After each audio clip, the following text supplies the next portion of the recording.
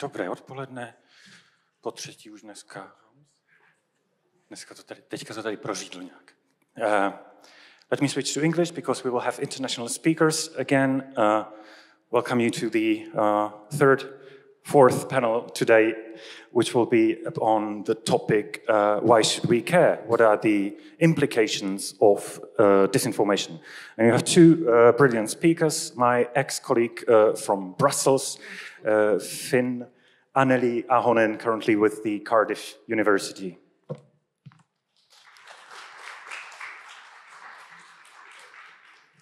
And for the second time today, Nerijus, Maliukevičius, Vilnius University.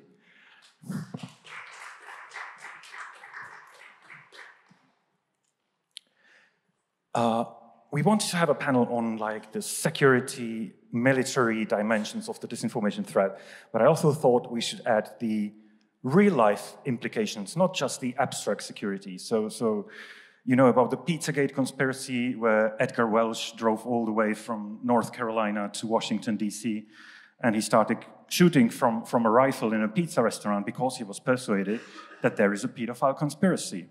We had a very similar case here in the Czech Republic. A pensioner consuming disinformation-oriented outlets was persuaded that Czechs are not afraid enough of Muslims, so he tried to stage a terror attack that he would blame on Muslims. So we have people who are willing to threaten other people's lives based on disinformation. COVID disinformation has definitely cost thousands of lives, although we don't know how many. So we do have cases when disinformation cost lives, capital riots as well. Anneli, do you see any like similar instances, or do you see that, disinformation is killing people? Well, thanks, Jakub. This is, quite tough, heavy topic to start with, especially with festival guests here in the audience. But I think it's very important. So yes, definitely, as like many who have been working in countering disinformation, I think that one of the most difficult things is to explain to our policymakers, political leaders, but also to everyone, the actual threat of disinformation, what kind of threat it is. And I think that, like, oftentimes we need some kind of wake-up call, like a certain disinformation incident or campaign to make that point, and then our political leaders do understand that, but only a certain period of time. So this has happened in the past. We have seen it so many times with Russia attacking Georgia, Ukraine, U.S. elections 2016, several other elections in Europe, in the Baltics, and elsewhere. But I think that when Jakub, you asked me if there are more examples of like real impacts of disinformation, then I think that two very recent cases really have shown to everyone and to our political leaders what this is about, and those are COVID-19 and then now Russia's invasion of Ukraine. So with COVID-19, I'm sure that you also have a relative or a friend, a family member who is believing in disinformation or against vaccinations or against COVID-19 restrictions. And we all need to then learn how to talk to these people, how to get them out from those rabbit holes where they are. But with COVID-19, so it's quite obvious that when it comes to people's health and like health security, that's a very direct threat that disinformation causes. Then with Russia's invasion of Ukraine in February, I think that what we could see there is that we all sort of knew and saw how Russia has been manipulating also its home audiences, justifying its consistent and continuous aggression against Ukraine. And we knew that it's possible to turn all this disinformation into much more damaging action, military action, and get the support for that at home. And now this is what we can witness happening at the moment. And then maybe a final point of future threats or what could happen next. I think that with Russia's invasion, we have seen also increasing targeting of individuals, Ukrainians, Russian oppositioners, wherever they are, and harassment or publishing their personal details on social media, spreading them around and sort of giving the signal to attack these people. And I think that this kind of radicalization is a potential future threat that could also become much more visible in other countries, not only inside Russia and Ukraine.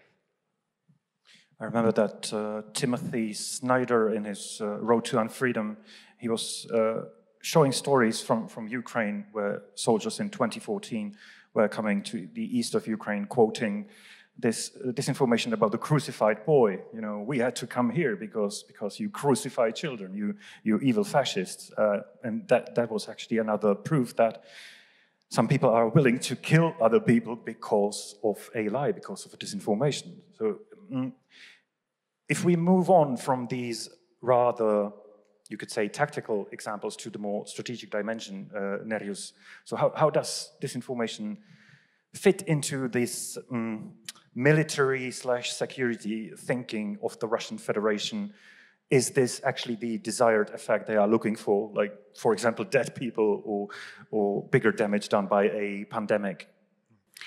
Yeah, I think one has to think about this challenge in maybe a dual perspective. First of all, I think there are objective technological changes that break down the traditional, media structures, filters, and so on. And therefore, this chatter, information chatter, or even information noise becomes more visible, networked, and so on. And that goes objectively.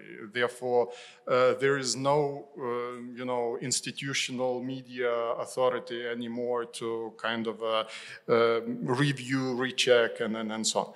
But then there are players, and I'm not speaking just, individually about Russian approach or Chinese approach. There are political players that,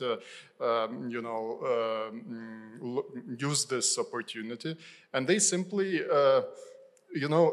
there's this Noam Chomsky idea about manufacturing consent. I take it vice versa about manufacturing distrust or manufacturing distraction. I mean, there's more and more players that,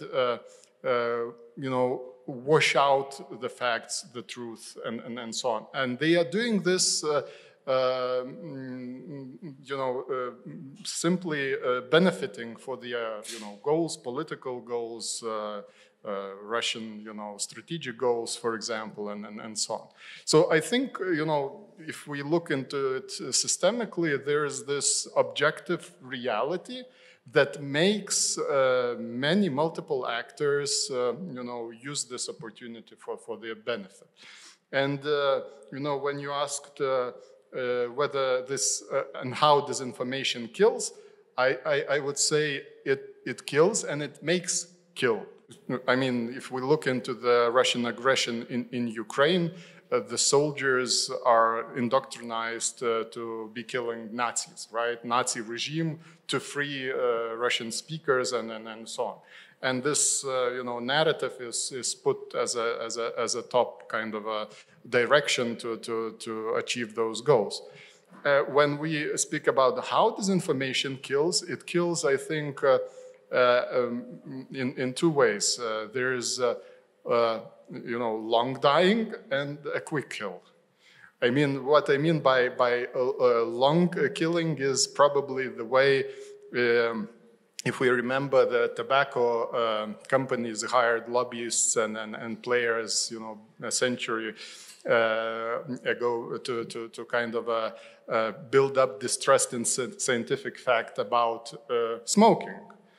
And, you know, although there were multiple, you know, researchers' facts about how smoking kills, there were, you know, players who were whitewashing those facts, and that was a long kill for generations.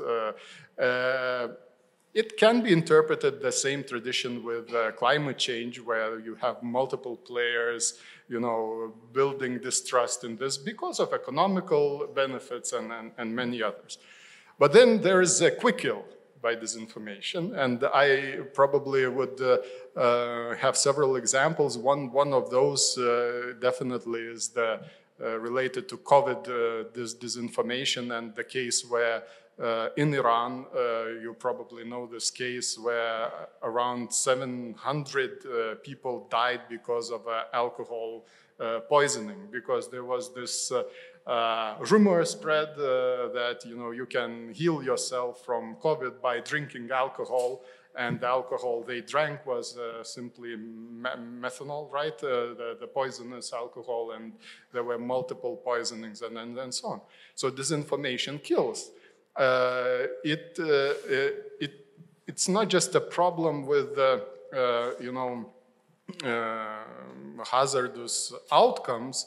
It's about economic costs with that. So when there is multiple chatter and disinformation, it makes it difficult to control the, for example, you know, COVID measures, right? So you need to invest even more to challenge all those disinformation and rumors.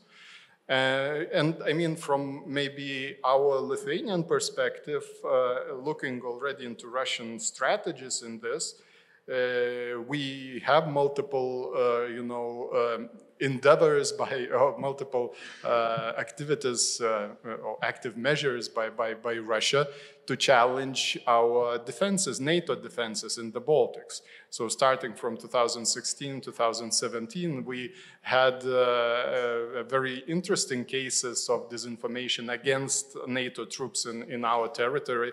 One example was about alleged rape of a little girl in Jonava, near the military base, by German soldiers. And it was a repetition, basically, of the same rumor that happened in Germany with a girl Lisa case, which was allegedly raped by migrants, which never happened. But then this chatter, this rumor, was heard in the strategic minds of a Russian, you know, disinformation operatives, and they did the same case against NATO. So I think disinformation is really a big challenge, but we usually look into it as a kind of some aggressive kind of players are doing this nasty stuff and so on.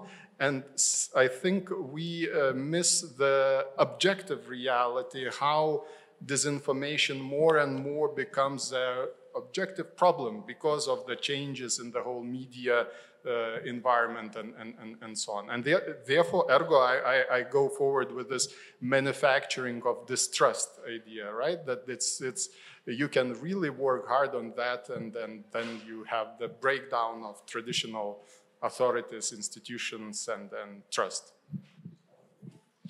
Actually, if we could stop at this case of this allegedly raped girl, if I remember correctly, that was February 2017, almost exactly a year after this Lisa case. And I think it's actually quite instructive to have a look at how the case was handled in Germany, where we had like dozens of thousands of people demonstrating against the refugee policy of the German government. compared to Lithuania, where there was practically no reaction at all, if I remember correctly. But that was because I would say, we are used to this kind of, on this information front line, we are used to kind of disinformation attacks like that. But additionally to that, the messaging, this disinformation messaging didn't get much of a traction. Because our filters in Lithuania worked quite well on multiple layers. In this case, there was a hack of a media outlet, and this fake news article was inserted. So it stayed for just several hours on this information environment, and it was taken down. Then there was an email sent with this fake article to the politicians and so on, but it didn't get traction because politicians rechecked and then the institutions reacted. I don't want to look like we per se are more resilient to that. It just was the case that our checks and balances worked quite well at the time. I totally take a possibility that someday or sometime such kind of aggressive messaging can go through the filters and it will be a result like in Germany, because in Germany the problem was that this fake was spread in Russian language information bubble, which was not monitored by German authorities and so on, and then they were themselves surprised what happened in the end. So I think it's, the details are quite interesting, intriguing in all the disinformation activities. So do you think the main difference is actually that simply Lithuanians are more familiar with this kind of weapon compared to, for example, Germany? Yes and no. I would say that, we have this gut feeling of how things are done against us. But with this specific campaign, I would add that it was an initial stage of the whole, it's called ghostwriter campaign, and later active, attacks. It was, in Russian, it is called разведка боем, or to translate it, you usually do an intelligence by a way of small battle. You check the defenses, what works, what doesn't. And I mean, in this case, I would suggest that probably Russia was testing defenses on this attack. Then there were others attacks like that. And then they were adapting themselves to this kind of environment. Anneli, you and I were working in the Brussels unit, EU versus Disinfo. It wasn't a very big unit, let's face it. But given what we talked about, would you say that the response of European government, and including actually the EU institutions, that it is adequate, that it is proportional when we look at the scale of the threat and the fact that, disinformation is killing people? Well, I think that sense, when you started and then I joined later the EU team, from those times, I think that the response has grown more proportionate to the threat, as there is much more understanding and awareness of the disinformation threat in itself within the governments in Europe. Some of these wake-up calls have been so serious that they have actually worked, and the funding, the resources behind like Europe's democratic responses have been increased, so that there are more people working, there is more money behind, there is more quality to the work. But I think that it's still it's still not enough. There are many countries in Europe that don't understand or take disinformation threat as seriously as the frontline states, as our also the Nordic countries have been understanding the threat quite a long time. But this doesn't work in all the European countries. So I definitely think that more would need to be done, and also what has been disregarded quite a long time are the role of social media platforms as a channel to spread disinformation. Could you actually say a bit more about the states that do not take the threat seriously enough? I mean, can we say which states they are and why is it happening? And so perhaps do we, as a community that is talking about this problem, are we doing anything wrong? Should we be doing something differently to actually make the policymakers react in a more robust way?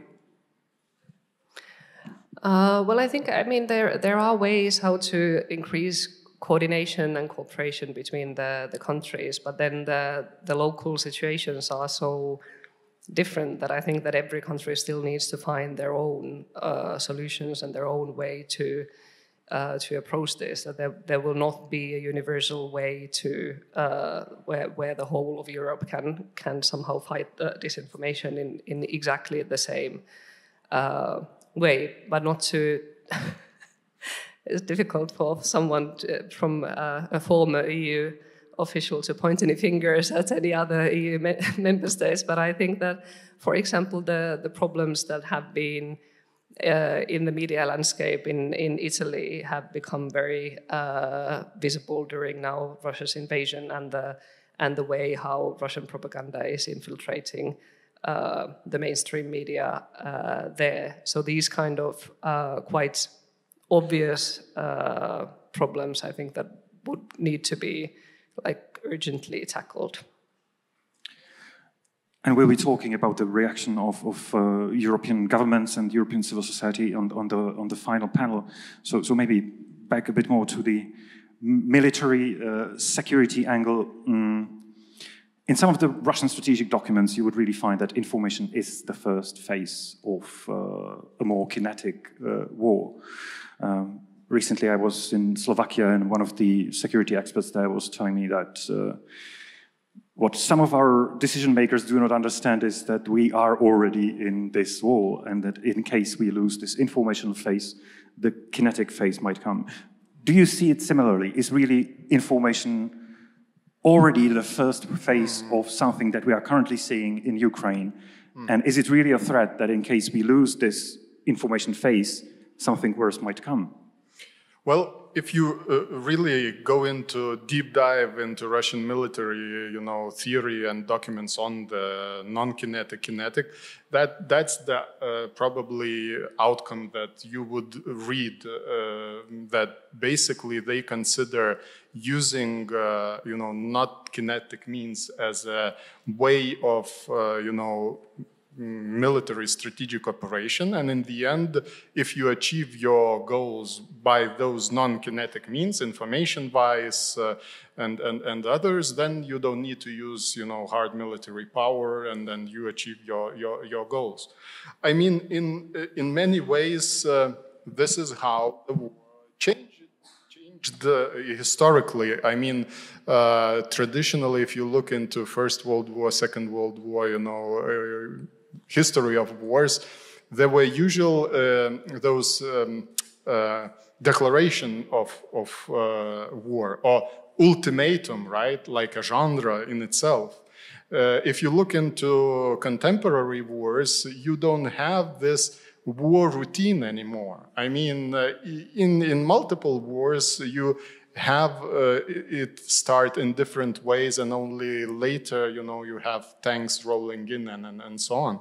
So in many ways, this is the conclusion that we could be already in the war by via thinking and not ready for defenses, right? So, but I don't want to be too much alarmistic like that.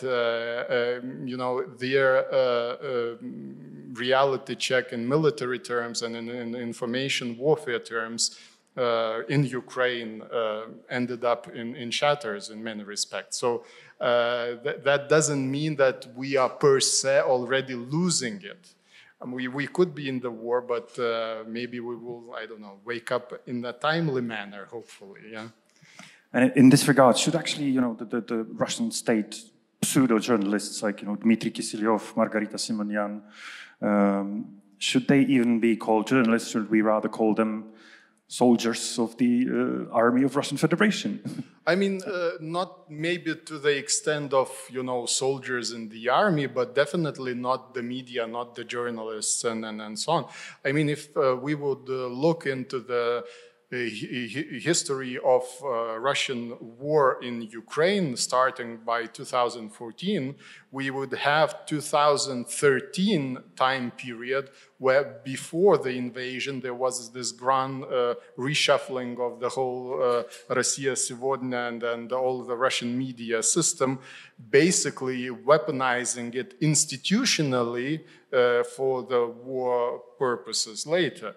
And only later the narratives were weaponized and so on. So this basically goes in line to this idea that you can start a strategic military operation by those non-kinetic means. So, but I'm still short of saying that, I don't know, Kisilov and then Simonian are, soldiers. I think they are basically propagandists, state propagandists, and the like. And the whole sanctions mechanism should be, in full force against them and their assets, definitely. I also recall that some of the journalists covering the events in Syria received awards from the Ministry of Defense, not for reporting, not for journalistic work, but for participating in the war.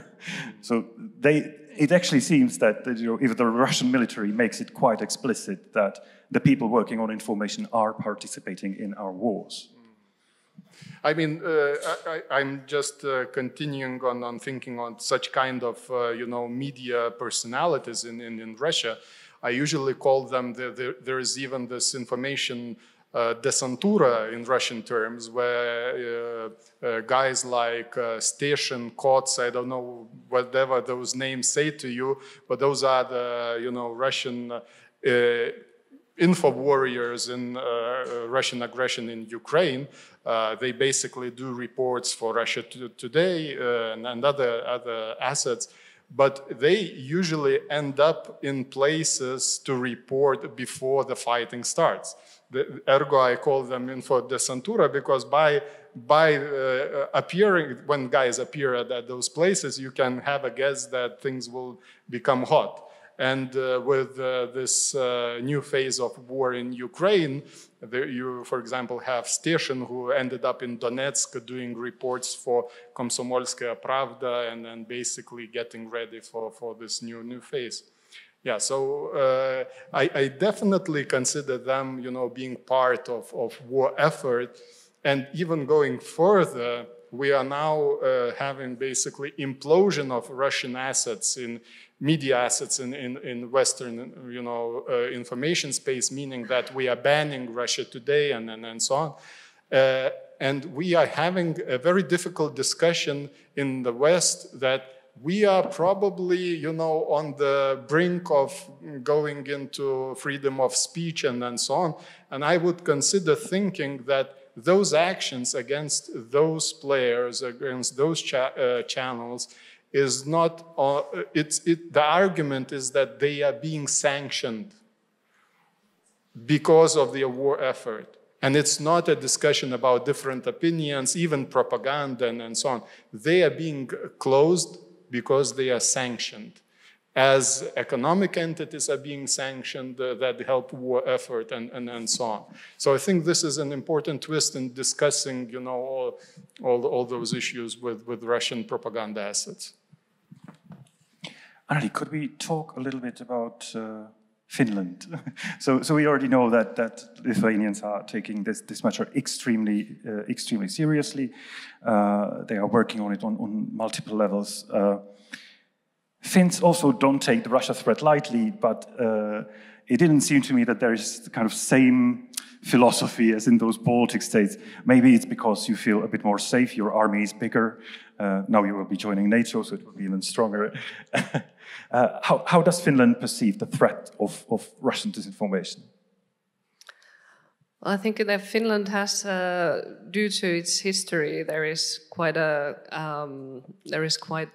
strong basis for being very resilient against Russia's propaganda and lies. So the will to defend Finland is extremely high among the population, and there are several institutions in Finland that also support this, which is the conscript army, where every man is obliged to serve in the army, and the school system, which has traditionally put all the kids from all the social classes into one place.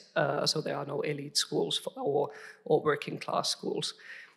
So these are quite strong elements in the Finnish society, I think, that build this kind of resilience. But then they have been, I think that Finland has sort of been so far saved from many of that kind of aggressive actions that have been happening in Lithuania and against the NATO's presence in Lithuania. Probably due to many reasons, one of which is that Russia probably hasn't had to do that. There have been other ways to influence the Finnish debate, society, and policies.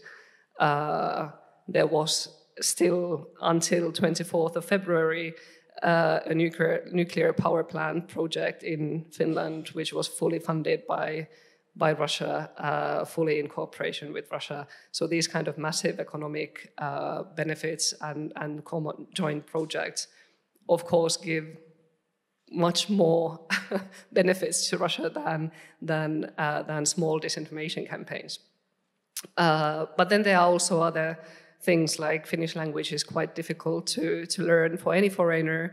I don't think that Russia has massive armies of Finnish-speaking information warriors at their use either.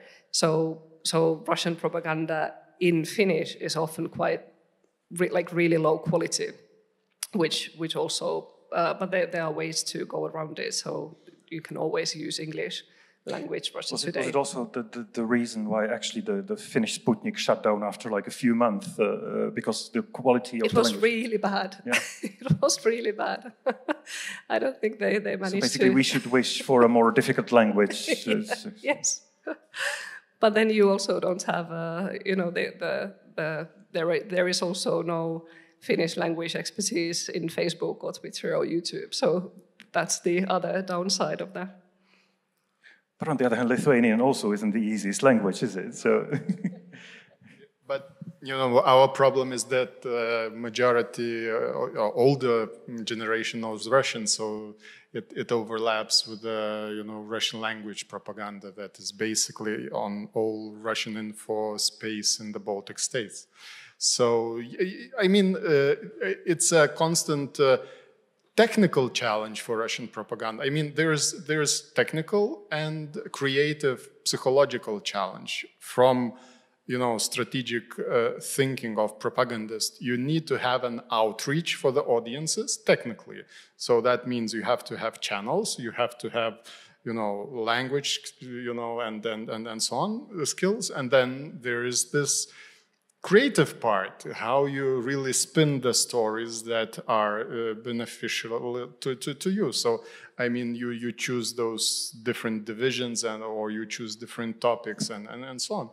And, we can talk all day about this, but in the Baltics, we had this waves of different approaches. We had those things done in, television environment. So we had, for example, first Russian channel establishing an intermediary in Latvia called Baltic Media Alliance, getting license from Britain in Ofcom to transmit to the Baltic states basically the repetition of Russian state television. And they were running those narratives until there was a change in generations with the language competences, and they saw that there is a need to start putting Lithuanian subtitles to the programs, and then they realized that this doesn't help. Then they started Sputnik, projects, and they are now getting into different platforms from television medium into internet, social networks medium. So I mean, this is a technical part, and then there is this creative part where you have to think how then you will break confidence in NATO. I would suggest really looking into our experiences from 2016 and 17 when attacks against NATO forward presence battalion started in the Baltic states, and looking into how Finland definitely will be challenged after NATO decision, that the NATO will be a target point in Sweden and in Finland, definitely. And they will repeat the same templates that worked in other audiences. Actually, this Finnish accession to NATO, it definitely is going to be some sort of topic for the Russian disinformers. I presume Finland is getting ready for that. Do you expect like any bigger disinformation campaigns with regards to this? And what would be actually the entry point if it's not via Sputnik, thanks to the difficulty of the Finnish language? What would be the entry point? How do you find the Finnish weakness that you can exploit if you're a Russian? I think that everyone in Finland was expecting like massive disinformation campaign around the NATO accession, and there were some signals and signs of it before the final decision was made, mainly in Russian language, where all the old messages and narratives about the same Finns being Nazis, or the historical Nazi stories about Finland, and then like culminating in Russian TV threatening with nuclear arms and weapons, both Finland and Sweden, if the countries join.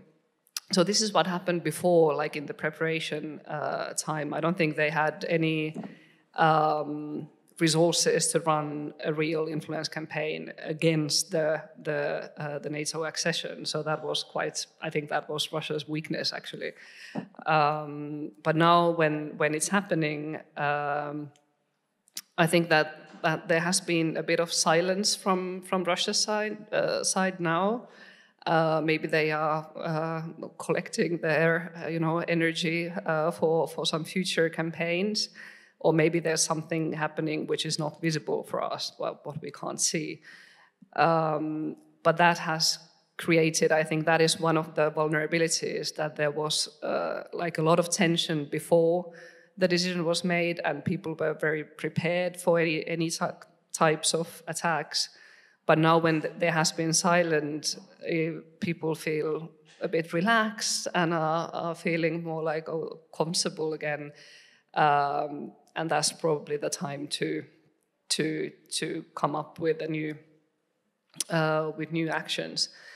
But in general, I think that both Finland and Sweden are getting prepared for quite quite difficult times and quite heavy actions from Russia's side. I think that at some point, if we listen to what Russia is saying, what Putin is saying, and take that as at face value, that this is what it means, then repeatedly they have said for 6 years now that if Finland will join NATO, then there will be a military technical response and increased military presence at the border, which is 1,300 kilometers between Finland and Russia.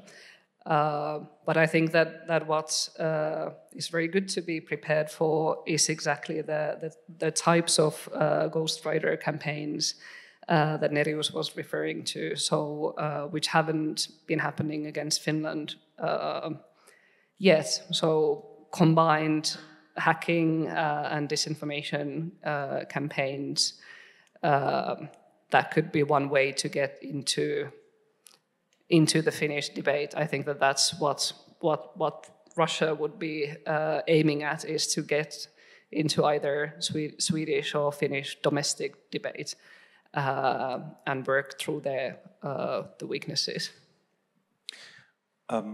I will actually stay with you, but for the audience, in a few minutes, we will open it up for the questions and answer session. So if you have any questions ready for our speakers, please be prepared. One particular weakness that comes in mind with Finland. So the media literacy is like extremely high. You can be proud of it. It's probably the best in the world, isn't it? In Finland or in the Nordic countries in general. That's what they say, at least. But it seemed to me that this personalized online trolling can be a bit more successful in Finland than it could be, for example, here. That here, when you get personally attacked by some troll on social media, you kind of immediately dismiss it, precisely because of the awareness we are used to this kind of thing. Whereas it seems to me that in Finland you would more often see like, maybe I should try and see it from his point of view. Isn't there something? This openness is generally, like in 90% of cases, a very positive quality. But in these 10% of cases, when you meet a Russian troll, it can be quite a weakness. And I think it's not a coincidence that the worst case of online personalized trolling we saw in the whole European Union was Finnish journalist Jessica Aro. I don't recall a worse case. So do you think that might be like one of the elements that the Russians might be abusing?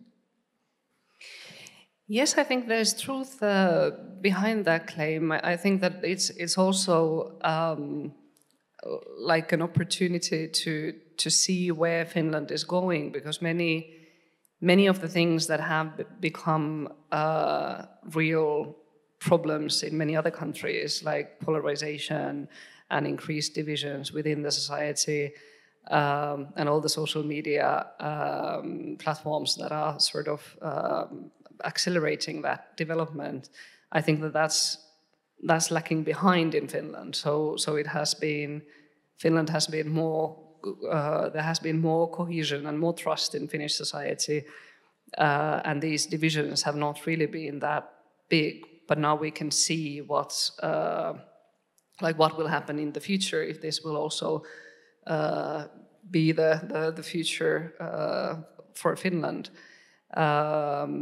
When it comes to Jessica Aro, that was also harassment, like physical harassment, many other types of attempts and attacks and ways to try to silence her. So starting from phone calls and getting through her personal history and publishing details about her.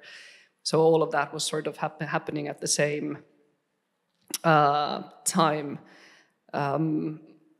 It takes really a long time, but at least then the criminals behind her harassment, a pro-Kremlin propagandist in Finland, Johan Beckman, was convicted in the end for harassing her. So I think that's something that is at least a positive outcome of that horrible case.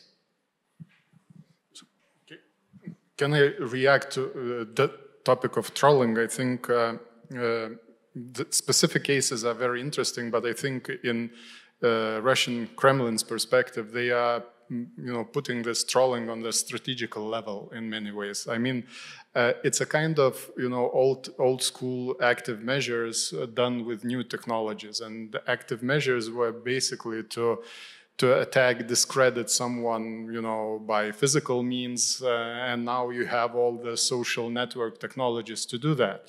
I mean, one example that comes into my mind linked to the whole campaign against NATO in the Baltic states, in Lithuania, when we had an enhancement of our air policing in Šiauliai, there was rotating soldiers from Netherlands that were put in Šiauliai air base, and the operation that Kremlin did on them was basically their relatives in Netherlands received calls with a distinct Slavic accent asking, do you know what your husband, brother is doing in Lithuania? Are they safe? Are you sure? And they were doing this with all this active measures approach, but using the technologies, because in order to do that, you needed to use electronic warfare means basically to ping down all the cell phones, the cloud of cell phones from the airbase that called back home to the relatives in Netherlands. And then you have the whole potential pool of contacts for whom you can do an automated trolling, right? So that means that it's still, aggressive trolling, but, it has political, benefits and so on. So the case of Jessica Aro is as well that the person that started investigating Prigozhin's trolling factory got, aggressive trolling back on the level, So this is a very good example how basically Kremlin amplifies strategic old war means of, of those, espionage means or active measures means, just digitalizing them. Terrific. So let me open it up for the audience. Do we have any questions in the audience for Anneli or Nerijus?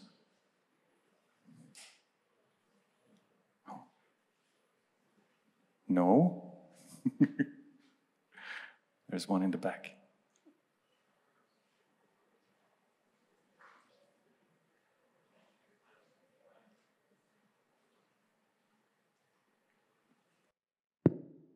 Yes. Hi. Thank you very much. I wanted to ask you from a higher level perspective. Disinformation as a warfare tactic, I think, has been used probably since the existence of organized armies. Today, the society has changed, but looking at it practically from a military perspective, how do you counter disinformation? Presumably, it's by debunking or by disinformation itself. Or what is the third alternative to it? And how do you see NATO's response when it comes specifically to the Russian case? Thank you. It was a question to both, maybe for Dr. Maliukevičius for more social and maybe for Anneli. Yeah, thanks for the question. And you posed the question from kind of military perspective. So I would say militarily, history is digitalized. PSYOP's history is digitalized. We have now campaigns, for example, against Ukrainian troops on the front lines, getting leaflets, but not leaflets on paper, but getting SMS, messages to surrender and then give up arms and so on. Vice versa, we have, military intelligence of Ukraine monitoring communication by Russian soldiers and making it constantly public, and then having their fight in this respect. How to tackle those issues? So it's the same way. First is technological challenges. How do you do that? So definitely there is a complex of all cyber electronic warfare means, counter electronic warfare means that comes into play. But as you asked, on the higher level, I would say strategically probably the most important issue is, it's quite obvious, but first of all, to have an initiative, to dominate the information space on your narrative, on your messaging, and eliminating your opponent from achieving this initiative.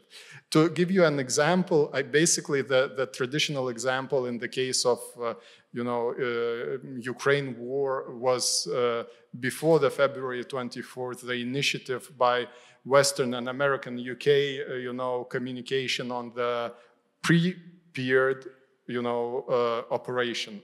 And the way it was done by making public intelligence data on that was a way of, stealing away from Russia possibility to have an initiative on this operation with a whole narrative of, going after Nazis and so on. That the moment the Kremlin started working on this narrative was just weekend before the initial stage of the operation. They didn't have the possibility to do that. Nevertheless, they did that.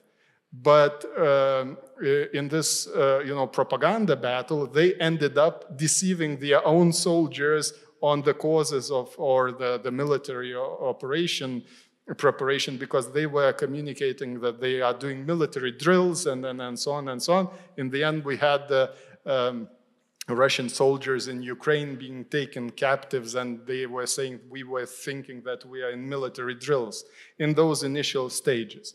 So this is a constant battle for initiative in the information space, but it is additive with all the technological means, contemporary means. Yeah, so when we look at this invasions period now, I think that Ukraine has been extremely successful in delivering its own messaging towards the Western audiences, and that's probably what needs to continue, so that the help and support and weapon deliveries keep on continuing to Ukraine. So what's sort of out of all the tools and out of all the response ways, what are in use in Europe now, not in the active military zone, have been strategic communication, so delivering your own messages, debunking, and then also shutting down Russia's channels. So like limiting the ways where their messaging can come through to our audiences. And then the social media platforms that have taken their own measures of cutting down the information flows from Russia. Is this enough? I don't know, maybe Jakub would like to comment on that one. I heard you referring earlier the survey results from some countries where still the support for Russia's actions and aggression was quite high. So probably there would be a need to do even more. Actually, if you're interested in countermeasures against disinformation, the whole final panel will be just about them, nothing else. But since you asked about, whether we should be spreading some disinformation of our own, I had a great colleague in the Atlantic Council, Daniel Fried, former U.S. ambassador to Warsaw, and his punchline used to be, in order to fight them, we mustn't become them. So we can't be copying what they are doing. That doesn't mean that we will be less effective. I think it only means that we have to accept that the truth is in a comparative disadvantage to the lie. There are 100 ways how to lie, and there is just one way how to tell the truth. And yes, there is a comparative disadvantage, but it still means that we have to fight the fight. It just doesn't mean that we should apply the same weapons that the enemy is applying. But yeah, one more invitation to the final panel where we will be discussing the countermeasures. Anybody else? Hi, based on your experiences, would you say that taking the more stricter law will help with fighting disinformation? And if so, is there any country that is leading in this matter? Thank you. So, as I understood your question, is it a legal approach to countering disinformation, right? So, to comment from Lithuanian perspective, I think we are kind of proud that we were probably one of the first to go after Kremlin's channels, based on the incitement to hatred and war propaganda cases. And it was done even before 2014. The cases, there was multiple cases, and there were several cases where the late Zhirinovsky was, saying to basically going after Ukrainians, killing Ukrainians and stuff on live talk shows. And that was the basis how we reacted. And there's an interesting story behind it, because basically we were enacting European, legislation for that, and we are doing that, probably for one of the first times. There were previous times where, for example, French came after. I think it was a Hezbollah satellite channel, and then that was a terrorist communications stuff, and so on.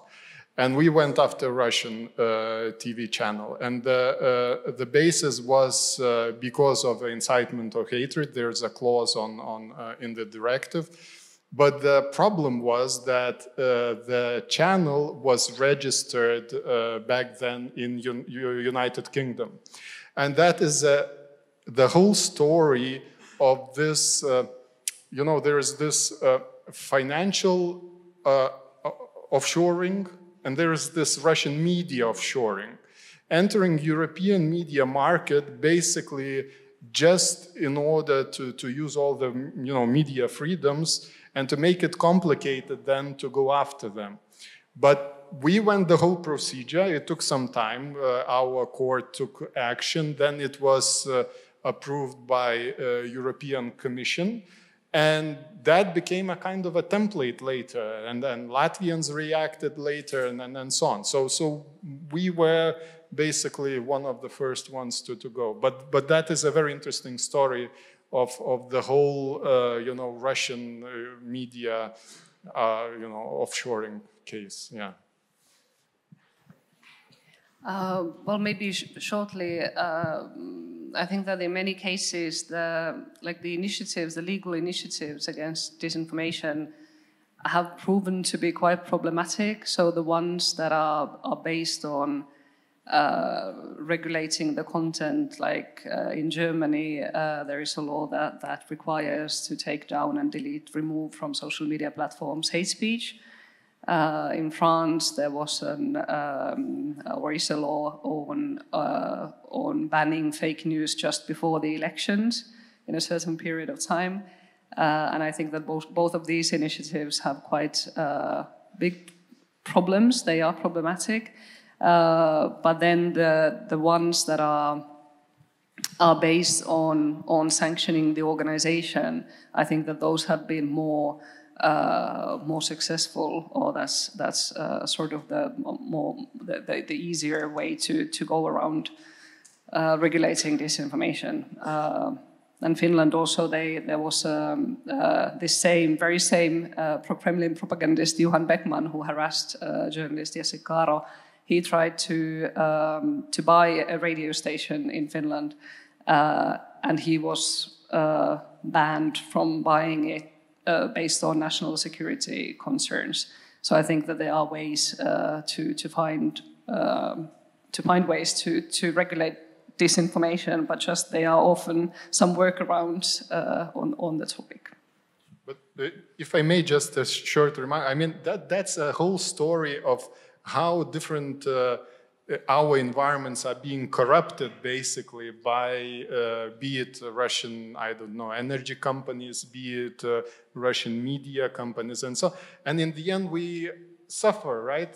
So we are open kind of pluralistic environments. We are opening up for, and they are abusing those opportunities for them in different sectors. Yeah. Great. Do we have any further questions? So let me ask one. We know how many people got killed by COVID. We know how many people get killed by smoking. We know how many people get killed by terrorism. How come that we actually don't have this information for disinformation? Again, more a question like, are we taking it seriously enough? How come that we don't have the knowledge about how big a threat it actually is? And who should be producing it? I mean, That's a constant question, but just maybe a simple answer is that you usually react to that when you learn by the pain. I mean, on our info front lines, we are constantly bombarded by Russian state disinformation. We start thinking about the consequences and start thinking how to react to all those state Russian TV channels and so on. I mean, we were doing that in 2010 plus. I mean, feeling that, by gut, how things are done against us, against our societies and so on. You cannot explain by word to others that you should react and things are coming at you.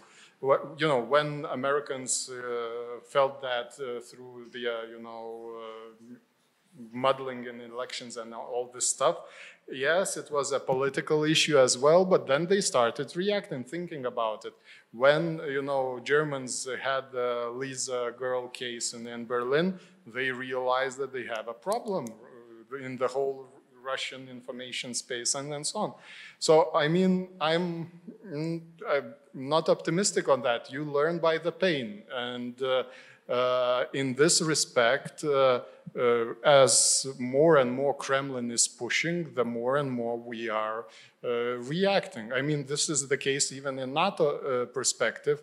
When Russia was abusing energy tools, we had in Vilnius established Excellency Center for Energy Security. When this was done on multiple cases in cyber security, in Estonia, in Tallinn, there is a Cyber Security Excellency Center. I mean, in Latvia, we have NATO Cyber Excellency Center on strategic communication. So, I mean, each action Kremlin takes creates a counteraction. Hopefully we would be more proactive on it, but we usually learn by the pain. Yeah. Well, maybe to add, I just fully agree that we learn through experiencing the pain. I think that one development that has happened again on this ghostwriter campaign, which is I think quite interesting, is that these things just take a lot of time. Like how Lithuania was attacked in 2016 and 2017, it was clear that it's a state actor behind it, and the messaging is aligned with Russia's interests. But it wasn't really clear who is actually behind these campaigns. And then later on, these attacks spread to Poland. And there, they already were a little bit different. So there was also a hack of Prime Minister's office or advisors' emails just before the election. And these emails kept on leaking to the public and continue still the publishing of these emails, leaked emails. And they did manage to gain some kind of like chaos and impact in Polish domestic debate. And only when the German election in 2021 came, only then when these same attacks continued ahead of the German election, and then Germany named Russia's intelligence as behind these campaigns, and then the EU also went out and called out Russia as being behind these campaigns. So all of that took 5 years before getting like this kind of build-up of our joint response to the EU level. So it's very, very slow process, and I wonder if this has stopped these actions, or if they are still continuing against Lithuania, at least against Ukraine they are continuing. Yeah, I mean, the whole story of Ghostwriter campaign is very interesting. But the fun part of it, the thing that you mentioned, is how it became a focus of analysis and public debate. My thinking about is that because American soldiers became a target of those disinformation campaigns. My guess is that is the reason why big American cybersecurity companies started to get interest in what is going on here. And those were the cybersecurity companies that deconstructed the whole campaign and branded it as ghostwriter. And that is, again, an example of how you learn by experience. And you become the target, you start thinking how to react to that. Proactively, yes, wishful thinking. We would like to be more proactive, but you know, that's life. You usually, sometimes it takes time, yeah. And one more aspect on this, I think that it often, you know, when you need to feel the pain and you need to feel it under your skin, what is the threat and what are we talking about? But then I think that what makes us very ignorant sometimes is that we think that it affects only some other people, some other who are more stupid, who are like idiots, who don't know anything. And we as educated people, we are on the right side of this, and we are not influenced or affected, or we are not targets of these campaigns. And I think that that's something that we get wrong. We should understand that anyone can be influenced by these campaigns, and well-educated, smart people are also the targets. Especially visible this became during COVID, I think, where several different groups in the society like sort of came together and organizing themselves in believing in COVID conspiracies and taking action against government's restrictions. So do we have any questions from the audience? I see one there and one there. Should I start? Why don't you start? Okay. I will expand that a little bit over here, guys. So you actually covered that a bit, the disinformation and attack over Europe, all the world, actually. So the question is, what is the trigger limit that actually implies that it's actually an act of war? Because, you know, if we take into consideration the Russian doctrine of hybridnaya vorna, hybrid war, we are actually impacted by a war, even though it's a hybrid. That means that we are inflicted by disinformation, basically things that goes against the individual governments of European countries or European Union as a whole. So we are actually, and actually I believe that you mentioned that we should be more proactive. So what is the trigger event that this is not just passive involving in other people's lives by sheer force of Russian culture or their social media, but just it's actually an act of war. So that's the question. Rather than this, please. Thank you very much. And before you start answering, could we also take the question there? Sorry, do you want a question right now? Yes, okay. Please. I really like the idea by Ms. Ahonen about Finnish public schooling system producing less divided society and nation, if I understood it correctly, and therefore the nation being more resistant to influences from other countries. I wanted to ask whether you think, you and your colleague, if we can build over some period of time a society that is really resistant to disinformation, or whether it's more like Huxley said, that it doesn't really matter how much information we have around us because there is information overload and then the people don't really know what to trust. Is it possible to build a society that is not vulnerable to disinformation, or is it just ongoing process that and which has no end? Thank you. Well, maybe I start with this question then. Well, I definitely would be hopeful and think that it's possible to build resilient societies and countries and have that kind of systems in place. But I do think that it requires a lot of time, and it is a process, and it doesn't mean that it wouldn't be, like a democracy is always vulnerable for disinformation attacks. It's never going to be fully somehow bulletproof from them. But I think that those, things inside our societies, things inside our democracies are it's possible to strengthen them in a way that it's possible to increase the trust. So that's where Finland probably has made some things right. So it's the investment in education. It's starting the media literacy teaching from kindergarten. It is still quite not divided society, even if the polarization process is happening in Finland as well. And then this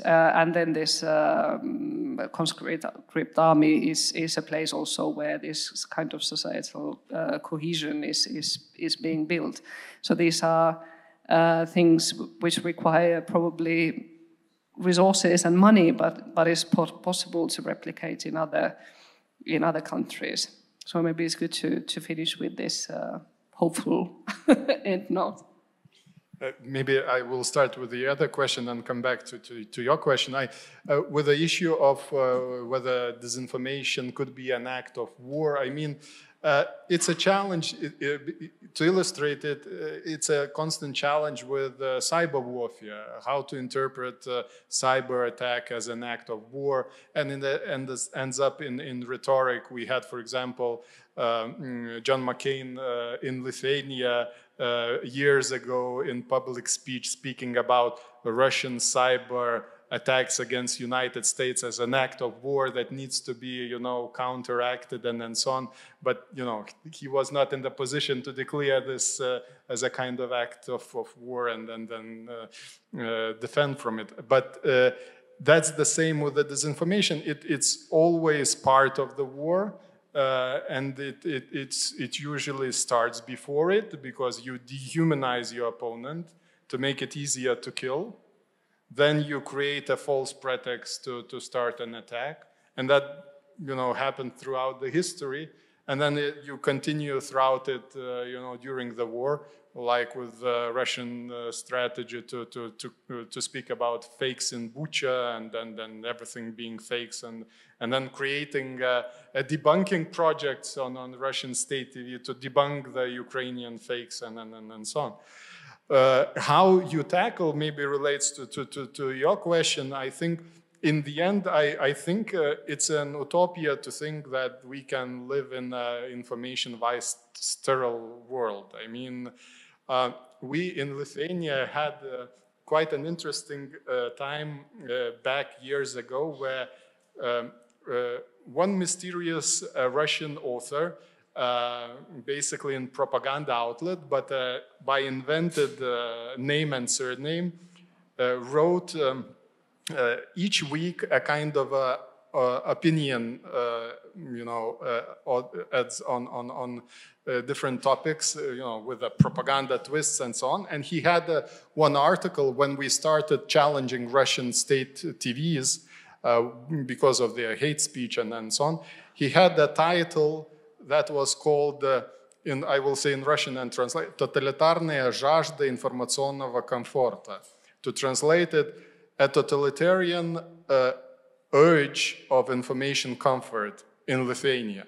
And I mean, it just still rings in my head, I mean, as a kind of propaganda label, but in the end, really, there's no possibility that you can have an utopia of, totally resilient society, without information noise and so on. But how you can counter it Scandinavian countries show an example with all source critique initiatives in schools and so on. But I would want to challenge you about thinking, maybe let's get back to classical education. It's about logic and rhetoric. So if we would have back in schools those two classical courses, which are the basis of all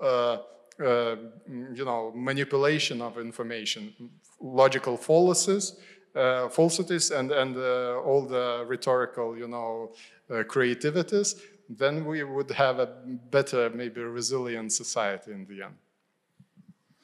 Perhaps just a small addition to the first question, whether disinformation could constitute an act of war. I just looked up the newly adopted strategic concept by NATO, the fresh thing from a few days ago in Madrid, paragraph 27, quote, hybrid operations against allies could reach the level of armed attack and could lead the North Atlantic Council to invoke Article 5 of the North Atlantic Treaty.